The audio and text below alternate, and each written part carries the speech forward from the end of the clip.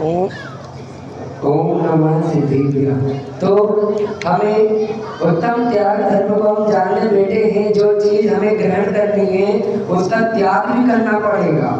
आज हमारी गाड़ी मोक्ष मार्ग की ओर बढ़ते हुए 8वें स्टेशन पर रुकी, जिसका नाम उत्तम त्याग है। बस आज अंतिम उपाय है, क्षमा मार्दव आर्जव भाव है। उन भावों को हमने ग्रहण किया और शौच सत्य संयम तप त्याग उपाय है। अंतिम उपाय है कि सतर्क हो जाओ, क्योंकि अब उपाय खत्म हो गए। ये त्याग धर्म अंतिम उपाय है। इसके द्वारा ही हम कल आकिंचन्य धर्म को ग्रहण करेंगे और आकिंचन्य जिसके धर्म में होगा वो ब्रह्मचर्य को धारण करेगा और ब्रह्मचर्य के बाद मोक्ष मार्ग में निरंतर मोक्ष मार्ग प्रतिकूल प्रवर्तन जो कुछ किया कषायों से विपत्ति गमन सब काल मेरे मिट जावे सद्भाव से। पृथ्वी वृक्ष से कहती है कि मैं तुम्हें रस देती हूँ, तुम्हें सींचती हूँ, तुम्हें पाल रही हूँ, और तुम अपना सभी सर्वस्व लुटा देते हो। सारे फल पत्ते सब लुटा रहे हो। वृक्ष कह रहा है मैं तो लुटाऊंगा, यदि मेरे अंदर मैं देऊंगा नहीं तो मैं खराब हो जाऊंगा, किसी काम का मैं नहीं रहूंगा। तो वृक्ष देता रहता है, वृक्ष अपने फल पत्ते सब प्रदान कर देता है। पतझड़ ऋतु आ जाती है, पतझड़ में सारे पत्ते झड़ जाते हैं, खाली हो जाता है वृक्ष। पृथ्वी कहती अब तो सुधर जाओ, कितना बांटोगे, लेकिन वो नहीं मानता। वो कहता देना मेरा स्वभाव है, देता रहता है। वृक्ष कहता है यदि मैं अंतिम समय तक भी काम आऊँगा तो मेरी लकड़ियाँ भी आदमी के काम आएगी, खाना बनाने में जलाने में आदि में उसकी लकड़ी काम आएगी। वो देता है और उसकी यही भावना उसको साकार करती है। और जब बसंत ऋतु आती है तो वह और नए पत्तों से फल फूल से भर जाता है। जो जितना देगा उसको उतना मिलता है। हिमालय पर्वत ने गंगा नदी से कहा तुम रुक जाओ, तुम बहोगी नहीं। क्या तुम्हें बहना नहीं है? नदी कहती यदि मैं यहाँ पर ले जाऊंगी तो मैं सड़ जाऊंगी, क्या मतलब है? बहना मेरा स्वभाव है। और वो नदी जब हिमालय पर्वत से बहती है तो कई सूखे स्थानों को, कई सूखे पेड़ पौधों को आदि को सींचते हुए आगे बढ़ती जाती है। गाय घास खाती है और अपने अंदर दूध एकत्रित करती है। यदि वो दूध नहीं देती ना तो कष्ट हो जाता है, पीड़ा होती है उसे, तो वो अपना सारा दूध झरा देती है। आदमी को यदि कहा जाए तुम खाना खाए जाओ और मल विसर्जित नहीं करोगे तो आप बीमार पड़ जाओ। सांस ले जा रहे हो, ऑक्सीजन ग्रहण कर ले, अगर ज़्यादा भर गई गैस तो फिर कहा ना कमबख्त नवजात गुब्बारे चंद सांसों में फूल जाते हैं, जरा सा क्या उड़ गया अपनी औकात भूल जाते हैं। ज़्यादा गैस भर गई तो फिर हवा में झूलने लगी। कम करना है ना गैस के गुब्बारे को, जितना नीचे रहेंगे उतना ऊपर जाएंगे। आदमी यदि CO2 मतलब कार्बन डाइऑक्साइड नहीं छोड़ेगा तो मर जाएगा, ऑक्सीजन लिए जाएगा। वृक्ष यदि ऑक्सीजन आदान नहीं करेंगे, वो कार्बन डाइऑक्साइड आदान नहीं करेंगे, ऑक्सीजन प्रदान नहीं करेंगे तो वृक्ष भी किसी काम के नहीं। परोपकाराय फलन्ति वृक्षा परोपकाराय दुहन्ति गावः परोपकाराय वहन्ति नद्या परोपकाराय इदं मम शरीरम।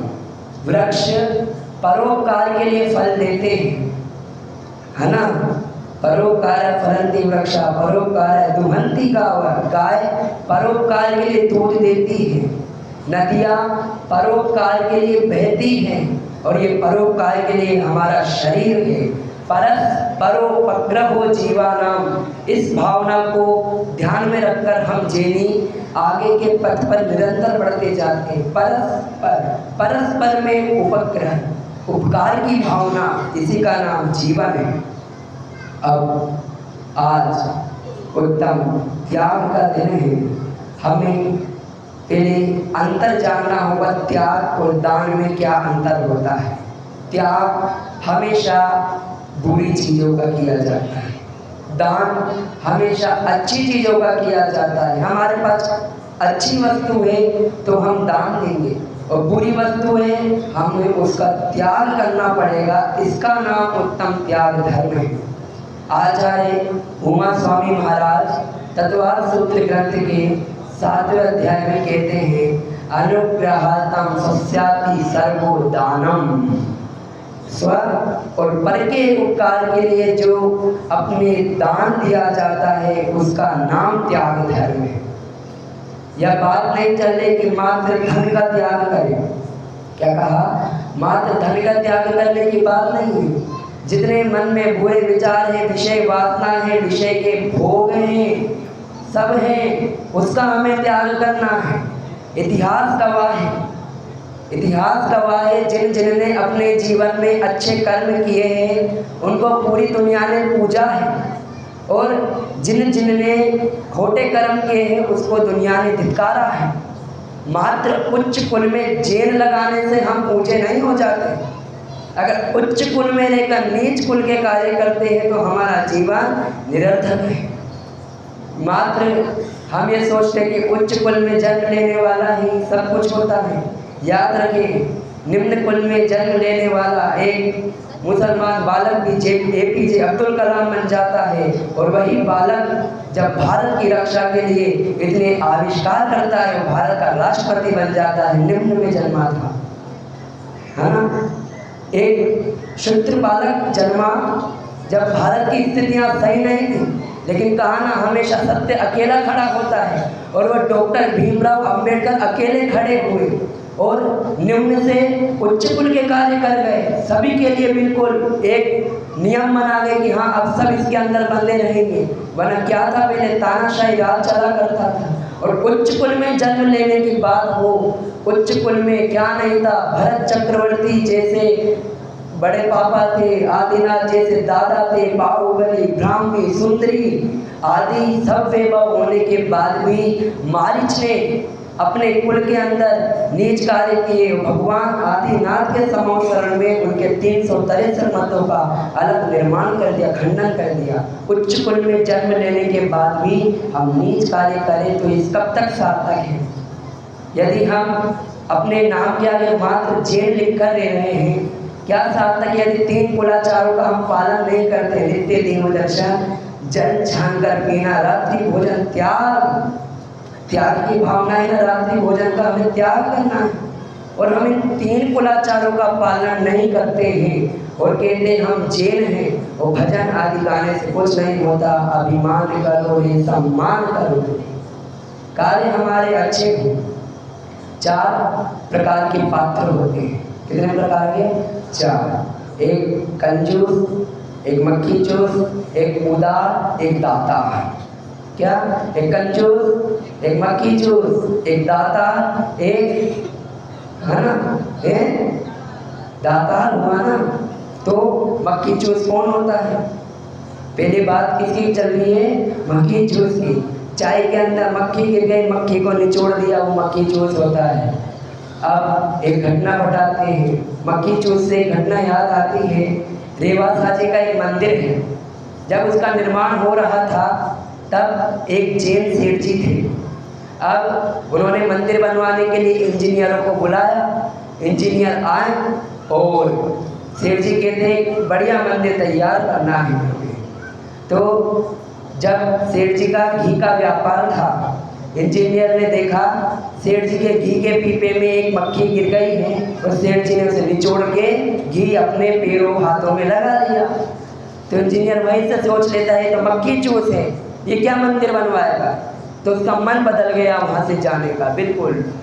तो अगले दिन इंजीनियर को नक्शा प्रस्तुत करना था मंदिर का। तो इंजीनियर कहता है कि नहीं, तुम मंदिर में नहीं बना सकता। तो सेठ जी बोलते क्या बात हो गई? तो उसने बताया सेठ जी, तुम जब घी में से मक्खी को निचोड़ सकते हो तो तुम क्या मंदिर बनवाओगे? तो इंजीनियर ऐसा कहता तो सेठ जी को बुरा लगता।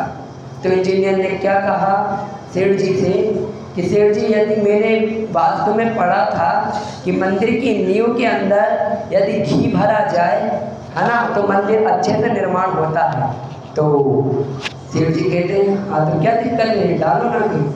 बोले इंजीनियर मन में विचलित पड़ गया कि जो आदमी घी में से मक्खी निचोड़ सकता है वो क्या घी डालेगा नींव के अंदर। लेकिन जब अगले दिन नींव का पूजन होने लगी, मंदिर का शिलान्यास होने लगा, तो सेठ जी ने कम से कम 500 पीपे घी के मंगवाए और एक पीपा उधेड़ डाला नींव के अंदर। तो इंजीनियर ने कहा, नहीं सेठ जी, मैं तो बस आपकी परीक्षा ले रहा था कि आप एक घी में से मक्खी निचोड़ सकते हैं, आपने एक पीपा डाल दिया। बोले नहीं, अब से 500 के 500 पीपे उस मंदिर के अंदर जरूर डल के रहेंगे। भले कहते हैं बढ़िया मक्खी चूस है, बढ़िया कंजूस है, कंजूस नहीं। जब बारी आती धर्म के क्षेत्र में, तो हमेशा धर्म के क्षेत्र में हम हमेशा आगे खड़े होते हैं। अपने चंचला लक्ष्मी का हम सदुपयोग करते हैं, कभी दुरुपयोग नहीं करते। हम भगवान के 7 क्षेत्र, दान के 7 क्षेत्र बताए गए हैं। या तो आप जिनाले का निर्माण करवाएं, या जिनबिंब का निर्माण करवाएं, पंचकल्याणक में लगाए, है ना, या तो पंचकल्याणक में लगाए, प्रभावना में लगाए, समाज में कोई आर्थिक संकट से जूझ रहा है उसको दे, शास्त्र छपवाने में दे, ज्ञान स्थली में दे, और जो विद्वान आदि पढ़ रहे हैं उनको आगे बढ़ाने में सहयोग करें। 7 क्षेत्र। तो वहीं से यदि हम जेब फालतू खर्चा नहीं करते, हम जिस चीज को आवश्यकता होती है हम उसको दान करते हैं, गिनाते भी नहीं हैं, है ना। कुछ गुप्त दान सृष्टि होते हैं। महाकवि रायडू हुए ग्वालियर के अंदर, जब उन्होंने गोपाचल पर्वत पे वहाँ एक ग्रंथ लिखा, पार्श्वनाथ चरित्र। कौन सा ग्रंथ था? पार्श्वनाथ चरित्र। तो वहाँ के राजा बड़े दयालु थे, विद्वानों का सम्मान करते थे, शास्त्रों की विनय करते थे। तो उस राजा ने महाकवि राय वहाँ के लिए 2 हाथी मंगवाए। 2 हाथी मंगवाए, एक हाथी पर महाकवि रायडू को बिठाया और एक हाथी पर उस पार्श्वनाथ चरित्र ग्रंथ को लिखा और पूरे नगर में भ्रमण यात्रा करवाई थी। उस राजा का दिल जिनवाणी के प्रति समर्पित था, है ना, विद्वानों के प्रति समर्पित था कि मैं अपने दान का सदुपयोग कहाँ करूँ। साई इतना दीजिए जामे कुटुंब समाए। हमारी भावना क्या हो? साई इतना दीजिए जामे कुटुंब समाए। मैं भी भूखा ना रहूं साधु ना भूखा जाए, मैं भी भूखा ना रहूं साधु ना भूखा जाए। बस ये भावना हमें मानी है।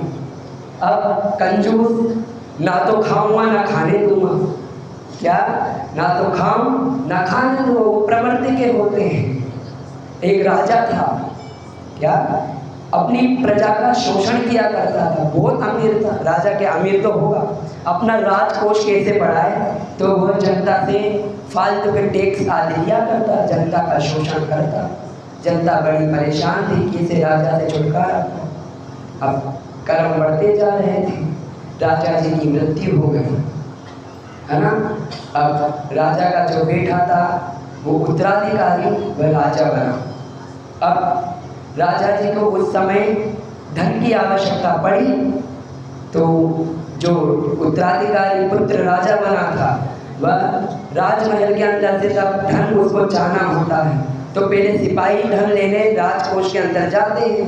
और वहाँ पर एक बड़ा सा सांप, और सारे सिपाही डर के भाग के आ गए कि सांप है, कुंडली मार के बेटा है पूरे राजकोष पे।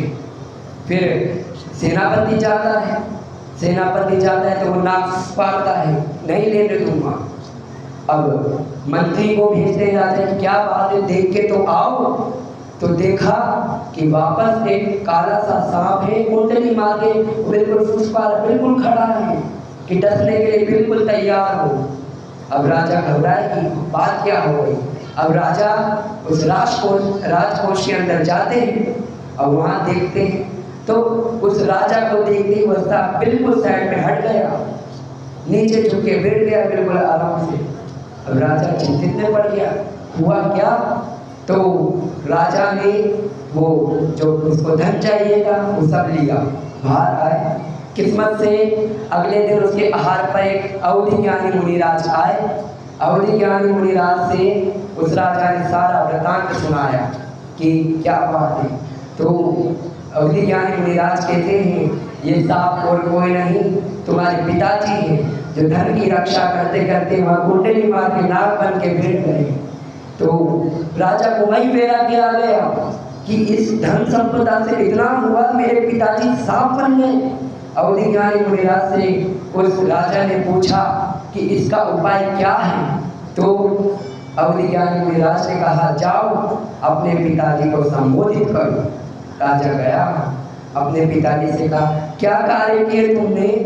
मात्र धन संपदा पे सिमट के रह गए और नाग बन के अपने संपदा पर बैठ गए और कुंडली मार के बैठे हो। राजा को जो नाग बना था उसको जाति स्मरण हो गया, उसे पूर्व भाव याद आ गया और उसने अपने पापों का पश्चाताप किया और वह अगले भाव में पश्चाताप की अगले दिन तप किया, प्रायश्चित किया और अगले भाव में मुनि बनकर वो भी मोक्ष की प्राप्ति को चला जाता है यदि प्रायश्चित है। कौन बना? नाग बना, अपनी संपदा पे कंजूस था, कंजूस प्रवृत्ति का था। तो मानव हमारी स्थिति ना ये हो जाए कि हम भी बस लगे रहें। जोड़ याद रखिए, जब मृत्यु छुड़ा के लेके जाती है तो शमशान मिलता है। जब मृत्यु छुड़ा के लेके जाती है शमशान मिलता है, और जब तुम खुद छोड़ देते हो तो परम मोक्ष मिल जाता है। और जब हम खुद छोड़ते हैं परम मोक्ष मिलता है। अब दो ऑप्शन है आपके पास, या तो मृत्यु छुड़ा के लेके जाएगी, वो तो पता ही है, सजी धजी करे जिस दिन मौत की शहजादी आएगी, ना सोना काम आएगा ना चांदी आएगी। जब मरते वक्त कुछ काम नहीं आएगा, एक हाथ नहीं चलेगा, एक पैर नहीं चलेगा, बैठ गए पलंग पे, पानी पानी चिल्लाओगे, ओ बेटा वो सोचेंगी, बेटा बहु सोचे, ओहो बेटा बहु सोचे, बुढ़ा कब मर जाएगी, जीवन है पानी की बूंद कब मिट जाएगी। अब आधों की दांत खिलने लगे, हंसने लग गए, चिंतन नहीं किया कि ये सच बात है, सत्य है, पैसा पास में है तब तक वैल्यू है, पैसा खत्म वैल्यू क्या खत्म। हंसने का विषय नहीं है, चिंतन का विषय है। ये घटना हमारे ऊपर घटने वाली है, हम सतर्क हो जाएं। दाता जो हमेशा दान आदि की प्रवृत्ति में लगा रहता है, एक बार गुजरात के अंदर अकाल पड़ गया। हाँ, अकाल पड़ गया। अब वहाँ के राजा जी चिंतित हो गए कि क्या करें, और राजकोष में से सारा अनाज खत्म हो गया, जनता घबराने लग गई, कहाँ से खाएं। अब राजा ने विचार आया उसके मन में कि अपने नगर के अंदर एक जगड़ू शाह, क्या नाम है उसका, जैन व्यापारी था, जगड़ू शाह उसका नाम था। तो राजा ने एक पत्र लिखकर जगड़ू शाह को भिजवाया और कहा कि अभी राज्य के अंदर अकाल पड़ गया है, आप कुछ दिनों के लिए हमें उधार दे दीजिए, हम जैसे ही अकाल निपटेगा हम पूरा अनाज आपको वापस लौटा देंगे। ये पत्र लिखकर अपने सिपाहियों को भिजवाया। जगड़ू शाह के पास जब वह पत्र गया तो उसने देखा तो उसने तुरंत मना कर दिया कि राज, मेरे कोठे में अन्न के भंडार में एक भी गेहूं का दाना नहीं है। राजा के पास वापस पत्र आया। अब राजा चिंतित में हो गया कि ये क्या किया, ये तो बड़ा दातार था, सुना था मैंने। तो राजा को गुस्सा आ गया। राजा जगड़ू शाह के पास जाते हैं, वो कहते हैं तुम्हारे पास इतना भंडार है, 12 कोठे पर है तुम्हारे अन्न के भंडारे हैं, तो तुमने मना क्यों किया। जगड़ू शाह ने कहा चलो मेरे अन्न के भंडारे में। जैसे ही पहले कोठे में गए, एक ताम्र पत्र गिरता है। क्या? एक ताम्र पत्र गिरता है, इस पर लिखा होता है ये पूरा अनाज अकाल से पीड़ित व्यक्तियों के लिए है। दूसरे कोठे में जाता है, वहां पे भी एक ताम्र पत्र गिरता है, उस पर भी लिखा होता है ये सारा अनाज अकाल पीड़ित लोगों के लिए। ऐसे 12 भंडारे खाली हो गए। राजा की आंखों में आंसू आ गए। जगड़ू शाह को गले लगा लिया उस जैन व्यापारी को और कहा धन्य हो तुम, धन्य हो तुम्हारे माता पिता, मैंने तो उधार देने के लिए मांगा था, तुमने तो अपना पूरा अन्न का भंडारा गुजरात के लिए कुर्बान कर दिया। ये होती है दान की प्रवृत्ति। राजा ने तो उधार देने के लिए मंगाया था, तो जबरू शाह ने कहा मुझे तो पहले ही पता चल गया, और अपना पूरा अनाज का भंडारा उसने लुटा दिया।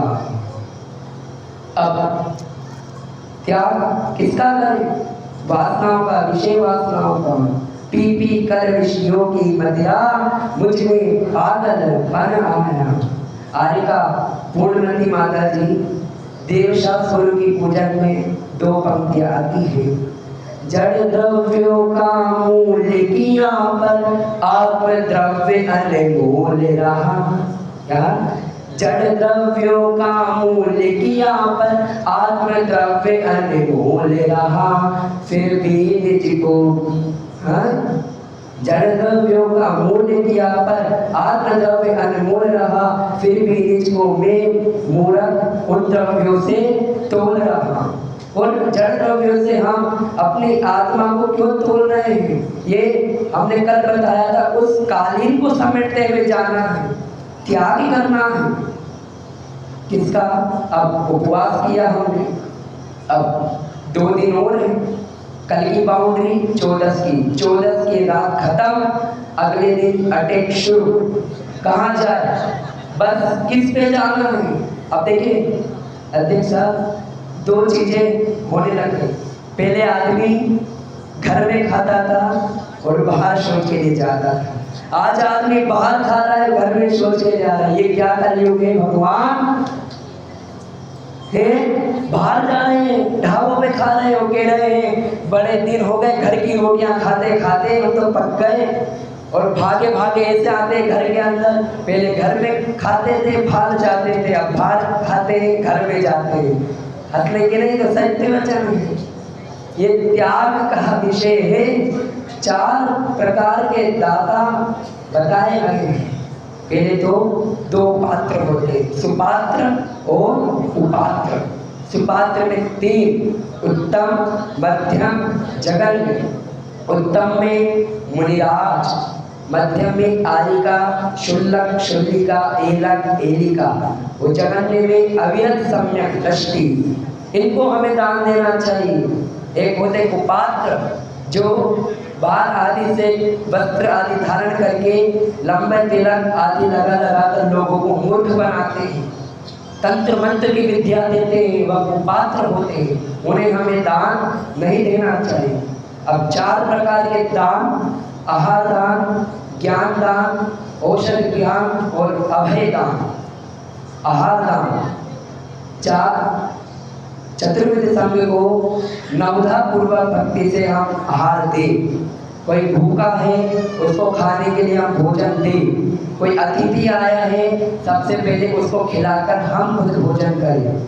आहार दान का ये फल था कि जब एक राजा जंगल में मुनिराज को आहार दे रहा था, तो एक बंदर ऊपर से देख रहा था और हाथ जोड़कर भाव रहा था कि मुनिराज का आहार साधन संपन्न हो। तो क्या करे? तो उस राजा ने जब आहार हुआ, उस मुनिराज से पूछा कि महाराज ये क्या रहा है ये बंदर, है ना? तो मुनिराज बताते हैं कि पूर्व भाव के अंदर एक ये व्यापारी था। कौन था? व्यापारी था, और मायाचारी करके दान देता था। मायाचारी करके दान देता था, लेकिन अब इनके भाव सुधर रहे हैं। फोटो की ओर ध्यान न दे, चिंतन की ओर ध्यान दे, है ना? तो ये आगे जाके इसकी क्या स्थिति होगी?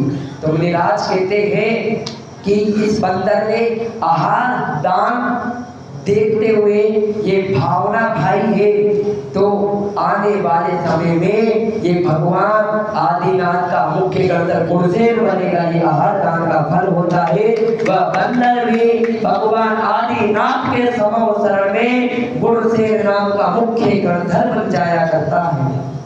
आहार दान, औषध दान, हमें हमेशा मुनिराज आदि को औषध अस्पतालों में बेघर और फुटपाथ पे जितने रहने वाले हैं उनको हम पैसा आदि ना देकर सामान, भोजन, औषध आदि हम उनको दान करें, तो ये औषध दान है।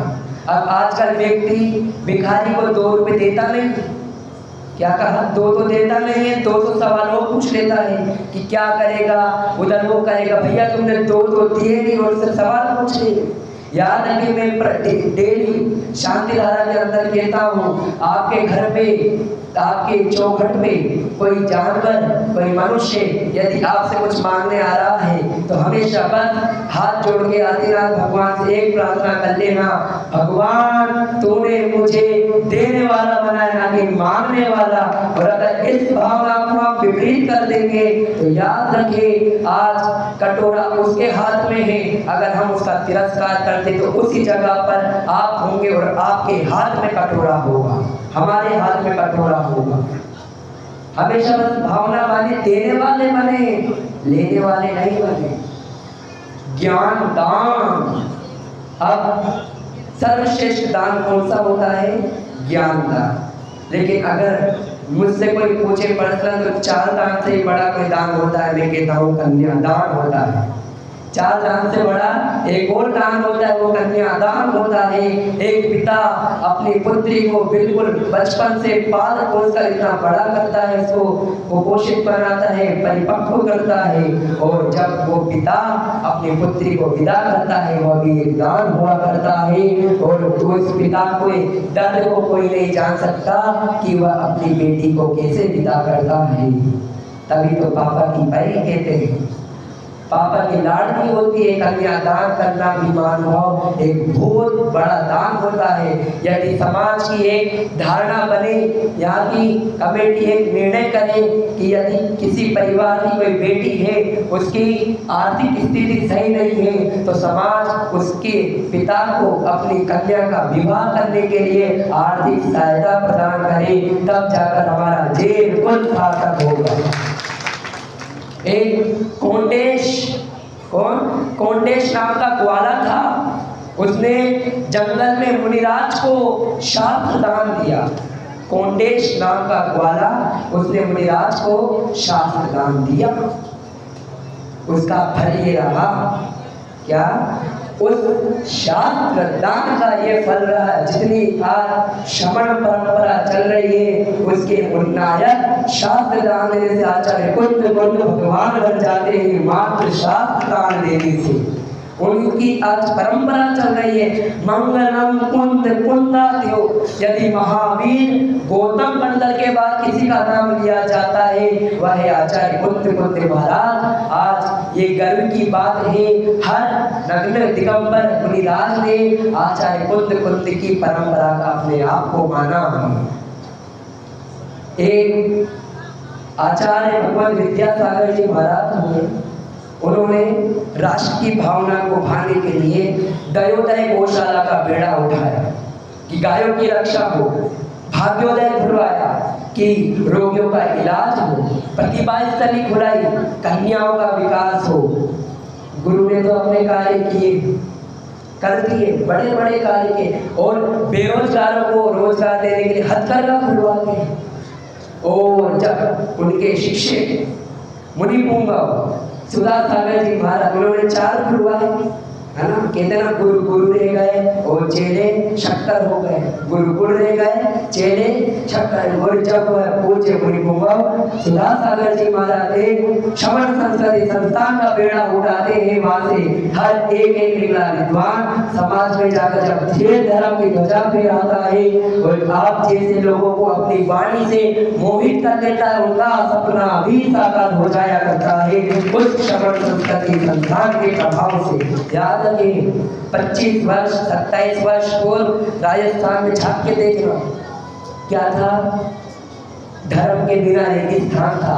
आज 27 वर्ष बाद धर्म के क्षेत्र की हरियाली राजस्थान के अंदर लहरा रही है और पूज्य गुरुदेव का सपना साकार हो रहा है। आपके महुआ नगर से विद्वान तैयार हो रहा है और वह आपके महुआ के नगर को गौरवान्वित कर रहा है। ये ज्ञान दान का प्रभाव किस क्षेत्र में दे? ज्ञान। ये नहीं कहा संस्थान, आपके संस्थान से हम कोई आर्थिक स्थितियां नहीं मांग रहे, जो आपके मन भाए वो आप करें। और भी क्षेत्र है ज्ञान के, है ना।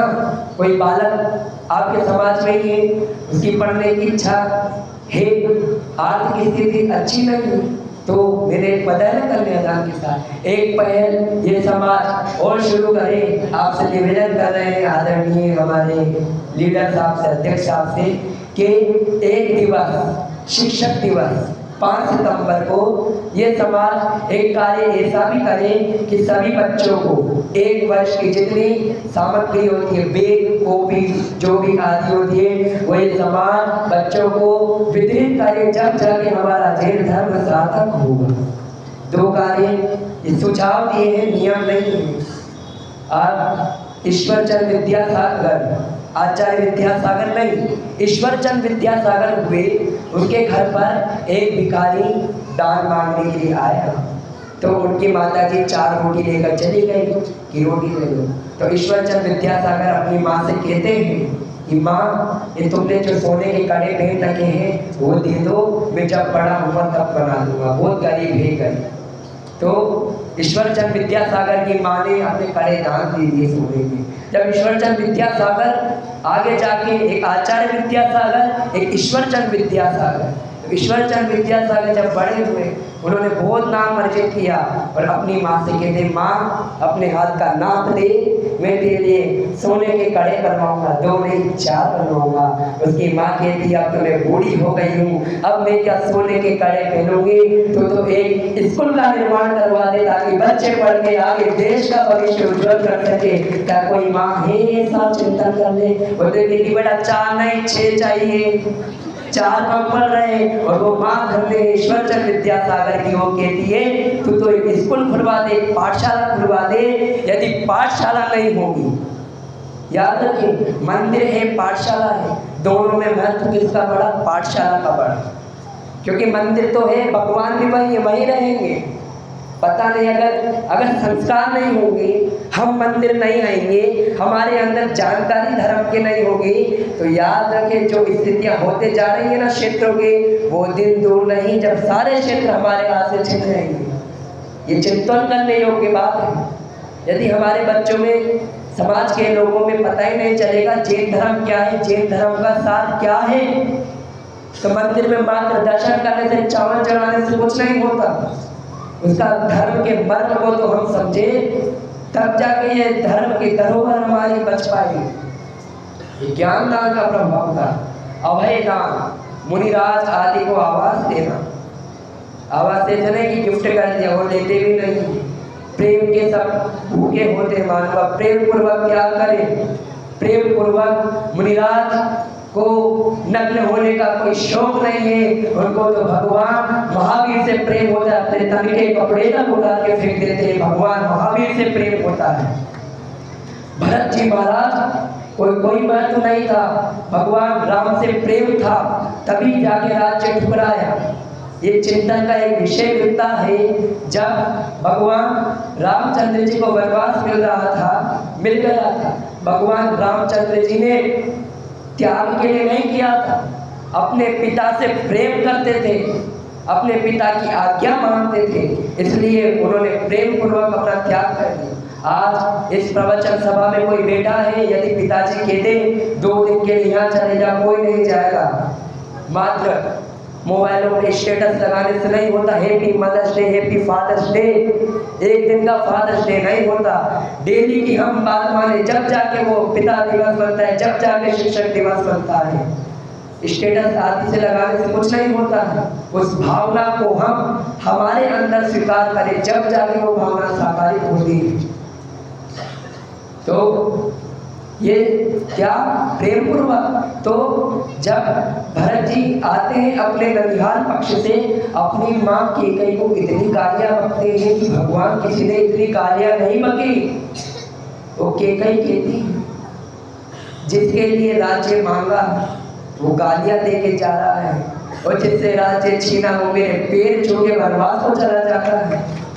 जिसके लिए राज्य मांगो गालियां दे रहा है, वो भरत कहता है कि तुम्हारे कमरे में कभी नहीं आऊंगा, तो कुलंक लिए, तो कुलंचनी है, जाने कितने पूरे शब्द किए। तो भरत ने वही सोच लिया कि बस मैं यही तो जताना चाहता था कि राम श्रेष्ठ है, कम से कम तेरी ये बुद्धि तो जागी कि राम श्रेष्ठ है, ना कि मैं श्रेष्ठ हूँ। इतनी बुद्धि तेरी पहले जाग गई होती तो आज ये पूजा जाता, लेकिन आज धिक्कारा जाता है। ये चार प्रकार दान, चार प्रकार चार संग को दीजिए। बाह्य जगत कुछ भी नहीं मेरा और न बाह्य जगत का मैं, यह निश्चय कर छोड़ भाई को, मुक्ति हेतु नित्य स्वस्थ रहे। ये बाह्य पदार्थ कुछ नहीं है हमारे। अगर संसार में सुख होता है, तीर्थंकर भगवान यहाँ भी बैठे होते, वो भी संसार में रह गए होते, उनको तो उम्र भी बहुत ज्यादा मिलती, कितनी कोड़ा कोड़ी 1000 वर्ष। आदिनाथ भगवान को तो 1000-2000 वर्ष मिले थे, आराम करते उसमें। लेकिन क्या था, यदि वही भोगों में लिप्त रह जाते तो हमें धर्म के संस्कार बोलते। एक बार की बात है, एक राजा था, वह अपनी प्रजा का बहुत कल्याण करता था, बहुत लालन पालन, अपने बेटों से ज्यादा प्यार करता था अपनी प्रजा को। तो प्रजा मस्त थी, राजा दान दिया करता, प्रजा लिए जाती, दिए जाओ। बस एक होता है ना, नाग है, जितना दूध पिलाया जाए उतना पिए जाता है, प्रजा खुश थी। तो एक बार राज्य के अंदर अकाल पड़ गया, दुर्भिक्षा फैल गई, महामारी फैल गई। राजा घबरा गया। उसके राज्य में एक महात्मन आए। महात्मन से राजा ने पूछा कि इसका कारण क्या है। क्या कहा, इसका कारण क्या है। उसने कहा, वो कहता राजा को कैसे कहूँ। तो उसने कुछ नहीं कहा और कहा, राजा तुम अपनी प्रजा को दान करते हो, यही इसका कारण है। तुम लेते नहीं हो, सिर्फ देते रहते हो, क्योंकि कारण भोजन कराए गए, त्यागे नहीं तो बीमार पड़ गए। तो मुनिराज ने उस राजा को उपाय बताया कि यदि तुम अपनी प्रजा का कल्याण चाहते हो तो तुम कल सुबह जाकर भिक्षक की तरह भीख मांगनी पड़ेगी तुम्हें। क्या कहा, तुम्हें भीख मांगनी पड़ेगी, याचना करनी पड़ेगी।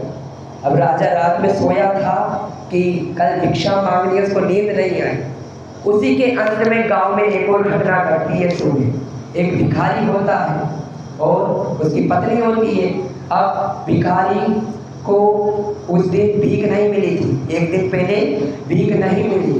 अब अगले दिन घर के अंदर खाने को कुछ नहीं था, लेकिन पत्नी समझदार थी, उसने मुट्ठी भर चावल बचा रखे थे।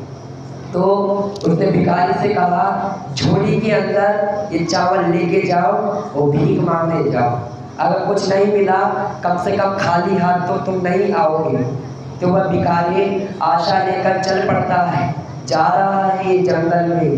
राजा जी की सवारी आ रही। अब तो भिखारी के मन में बस अब अच्छा हो गया, राजा जी मिल गए, आज तो मजे आ गए, क्योंकि पहला दाम में ही राजा मिला, कितना दाम मुझे मिलेगा।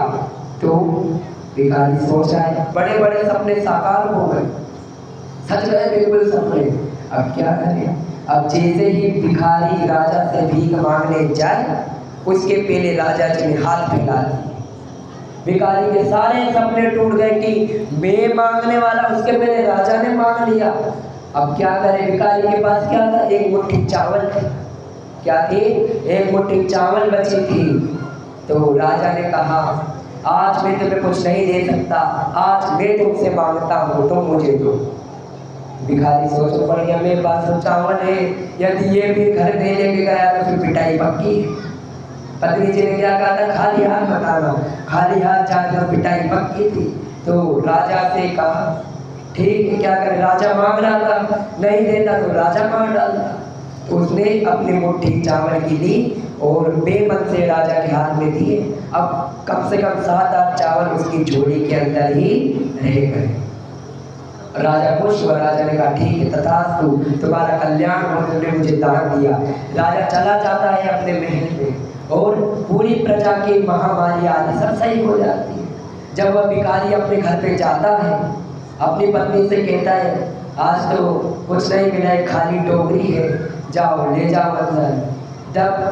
जब पत्नी अंदर जाती है तो देखती है कि जो 7-8 चावल थे वह सोने के चावल बन गए। उसने अपने पति से कहा कि मैंने तुम्हें भीख मांगने के लिए कहा था, चोरी करने को नहीं कहा था। तुम्हें सोने के चावल कहाँ से चोरी करके लेके आए, ये बताओ।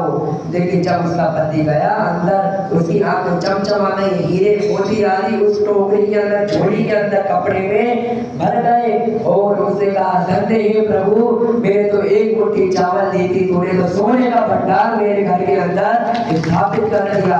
दान दोगे, दान दे मन हर्ष विशेषे, यह भव जस पर भव सुख देखे।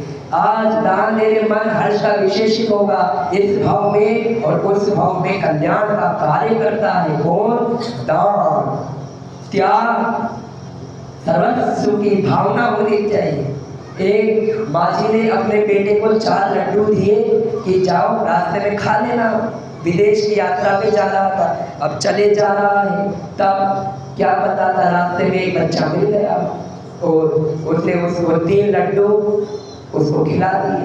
अब जब वो आगे बढ़ रहा था, गरीब था जिसको लड्डू खिलाए थे, अब आगे बढ़ रहा, अब उसके मन में विचार ये आ गया कि मैंने एक लड्डू दिया और उसने तो 3 खा लिए। ये बस ये विचार आया था। उसका परिणाम ये निकला कि अगले जन्म पर सेठ तो बनता है, सेठ तो बना, लेकिन दर दर का रोगी बना, कुष्ठ रोगी आदि हुआ। मात्र इतना सा विचार कर लेते। हम दान तो देते हैं, सभी देते हैं, लेकिन विकल्प आता है कि इस दान का क्या होगा, कैसे होगा। बस आपने दे दिया, खत्म। हमारा कोई अधिकार, आपका अधिकार था देने का। याद रखें, हमेशा त्याग मुनिराज करते हैं, त्याग मुनिराज करते हैं, दान श्रावक करते हैं। हमारी क्या हिम्मत है हम त्याग करें? वो मुनिराज को सर्वस्व छोड़ के चले जाते हैं। वह कलयुग में एक परिवार ऐसा भी है, कलयुग में एक परिवार ऐसा भी है जिसके चारों भाई, दोनों बहनें और माता पिता भी संयम के मार्ग में चल जाते हैं। वो आचार्य विद्यासागर महाराज के पिता वल्लभप्पा अष्टके जी का परिवार, पूरा परिवार संयम के मार्ग में चल पड़ा। बुंदेलखंड में एक भजन चलता है, कैसे धरे मन धीरा रे, चारों भैया निकले गए, हाय हाय रे चारों भैया निकले गए। पहले निकल गए विद्यासागर, दूजे निकल गए समय सागर, तीजे निकल गए योग सागर, चौथे निकल गए उत्कर्ष सागर, चारों भैया निकल गए, हाय हाय रे चारों भैया निकल गए। वो परिवार धन्य है, त्याग कर दिया पूरा वल्लभप्पा अष्टके जी का परिवार, और विश्व कीर्तिमान रच गया कि यदि परिवार के लोगों में भी त्याग की भावना हो तो पूरा परिवार एक साथ संयम के मार्ग में आगे बढ़ने का अधिकार रखता है ना। एक परिवार है मात्र, संपूर्ण निकल गया। और आज उन्हीं विद्यासागर जी महाराज का प्रभाव है। बड़े बड़े अमेरिका के कुंडलपुर पंचकल्याण में बड़े बड़े डॉक्टर, बड़े बड़े सैलरी के पैकेज वाले इंजीनियर सीए, उनके चरणों में आके 12 ब्रह्मचारी व्रत लेकर उन्हीं व्रत को धारण कर लेते। ये होती है त्याग की भावना। उत्तम त्याग का दिन है। मेरे बेटे का पैसों से हमारी वैल्यू है, पैसों से हमें तोला जाता है, गुणों से इस समाज में कहीं भी नहीं तोला जाता है। बस पैसा है तो आपको देख लिया। एक सेठ जी थे, बड़े कंजूस थे, कभी किसी को दान नहीं दिया करते थे, है ना। तो क्या कहा, पैसा है दान नहीं दे रहे, धर्म से दूर है तो आपको कोई नहीं जानेगा। जैसे जिनेंद्र कुमार जी को किसी ने नहीं जाना था, किताबें लिख गए, कोई नहीं जानता। तो बस सेठ जी, उनके नगर में साधु आते। अब सेठ जी कंजूस से समाज का कोई व्यक्ति नहीं पूछता। सेठ जी इतने कंजूस थे कि फटे कपड़े पहनते, फटे चप्पल पहनते, गरीब वो टूटा फूटा खाना खाते, आदि सब लगे हैं। कंजूसी, इतनी कंजूसी हो गई। तो जब वह साधु के प्रवचन सुनने गए, किसी ने नहीं पूछा, जबकि सबसे अमीर कौन था, वही सेठ था, किसी ने नहीं पूछा। और उसे चप्पलों की जगह पे बैठ गया। काबिस्तान था, चप्पलों की जगह पर बैठा, कोई नहीं पूछा। वो बोला कोई नहीं पूछा मुझे। क्यों पूछेगा भैया, तुमने ना दान दिया, ना तुमने माला पहनी, ना मुकुट पहना, ना तिलक लगवाया। तो जब साधु प्रवचन दे रहे थे, उन्होंने दान की महिमा बताई, शेर के भाव जागे। उस जब आ रहा था उसकी जेब में 100 चांदी की अशर्फियाँ थी, है ना। तो जैसे ही त्यागी की भावना उसमें जागी तो उसने साधु के पास गया और 100 अशर्फियाँ साधु की झोले में डाल दी और कहा ये मैं दान करता हूँ। और उसने कहा कि मुझे माइक मिलेगा क्या बोलने के लिए? समाज कह रहा है हाँ क्यों नहीं मिलेगा, जरूर मिलेगा, आओ स्टेज पे आओ, जल्दी आओ, माइक में बोलो। सभी ध्यान से सुने, सेठ जी का उद्बोधन होगा, सभी श्रोतागण शांति से बैठ जाए। सेठ जी उद्बोधन देते हैं कि जब मैंने दान नहीं दिया था, पैसा नहीं दिया था, तो किसी ने मुझसे बात नहीं की और जैसे दान दिया मुझे सम्मान आदि देने लग गए। साधु से कहा तुमने मुझे पहले आशीर्वाद नहीं दिया, आशीर्वाद दिया। तो साधु ने उससे कहा सेठ से, एक मिनट सुनो, यदि मैं तुम्हें पैसों से ही देखना चाहता मैं तुम्हें पहले ही बुला लेता। यदि मुझे तुम्हें पैसे से ही तुम्हारी वैल्यू करनी होती मैं तुम्हें पहले ही यहाँ पे बिठा देता, लेकिन मुझे तुम्हारी त्याग की भावना देखनी थी, तुमने त्याग किया और तुम पूरी समाज के सामने चेहरा बन के आ गए। त्याग करोगे जब पैसों से, जितना समाज में हम पैसा दान करेंगे उतनी पैसे, लेकिन त्याग करना है निस्वार्थ भाव से। आचार्य पूज्यपाद महाराज ने कहा है त्याग के लिए संग्रह उचित नहीं। त्यागाय श्रेय सेविता भविता संचिनोति स्वशरीरम सपंकेन नास्यामिति विलिम्पति। किसी को याद नहीं श्लोक देश पढ़ने वाले, उन्होंने कहा त्याग के लिए संग्रह उचित नहीं। आप भगवान से भावना भाले कि भगवान मैं एक मंदिर बनवाऊंगा मुझे पैसा दो, ये उचित नहीं। क्या मैं एक मंदिर बनवाऊंगा मुझे पैसा दो, और आप उस त्याग के लिए आप पैसा कमाने में लग गए। चल यहाँ तक तो सीमित था, अब आप जब पैसे लगाने में लगे त्याग के उद्देश्य से, आपका समय भी गया, शारीरिक बल भी गया, मानसिक बल भी गया और समय व्यतीत हुआ। अगर इतने समय में हम धर्म करते तो कितना पुण्य मिलता। तो आचार्य महाराज कहते हैं वह व्यक्ति ऐसा ही है कि दान के उद्देश्य से वह त्याग कमाता है, तो वैसा ही जैसे मैं नहाऊंगा तो शरीर कीचड़ लगा के नहा लेता हूँ, क्या फर्क पड़ रहा है। उनका त्याग के लिए संग्रह बिल्कुल उचित नहीं है। हर धन के त्याग की बात नहीं, पूरे विचारों का त्याग है। यदि मंदिर में उस दिन भी कहा था, मंदिर में दान देने से पहले यदि समाज के व्यक्ति को आवश्यकता पड़ रही है, अपने भाई को आवश्यकता पड़ रही है, तो पहले उसको देना, वो पहले है। भगवान कह रहे हैं मैं तुम्हारे दान का भूखा नहीं। भगवान को एक मुट्ठी चावल चढ़ा रहे हो, वो तो संसार से मुक्त हो गए, वो संसार में है क्या? नहीं है। आप बोले लो ये आपका वैभव है, याद रखें वो वैभवशाली होते हैं जो दान देते हैं, वरना सबके पास है धन लेकिन दिल नहीं। दिल जिसके पास है वो दानशाली होता है। आज सभी महिलाओं के लिए एक आदर्श व्यक्तित्व का परिचय कराते हैं। आदरणीय अशोक जी पाटनी जी की वाइफ सुशीला जी पाटनी, महानुभाव चक्रवर्ती जैसा वैभव है अशोक जी पाटनी के पास। आर के मार्बल्स, हम कहते हैं महाराज जी पैसे वालों को बुलाते, महाराज जी पैसे वालों को नहीं बुलाते। जिसका वैभव अधिक होता है उसका पुण्य इतना प्रबल होता है कि उसका पुण्य उसको खींच के ले आता है। तो सब है, हजारों करोड़ों की प्रॉपर्टी के मालिक अशोक जी पाटनी, उनकी वाइफ क्या करती?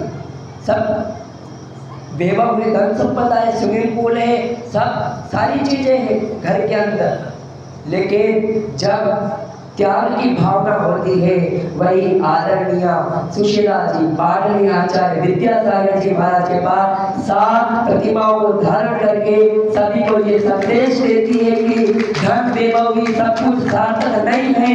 यदि त्याग की भावना है वह भी सर्वश्रेष्ठ मानी जाती है। वह चाहती तो भोग के सारे साधन है, लेकिन 7 प्रतिमाएं किसे कहते हैं? ब्रह्मचर्य व्रत की प्रतिमा तक उन्होंने 7 प्रतिमाओं को ग्रहण किया और एक आदर्श के रूप में अपने आप को स्थापित किया है। हम भी ऐसे त्याग के भावना से अपने आप को दूसरों के लिए आदर्श रूप में प्रस्तुत करें, इसी का नाम उत्तम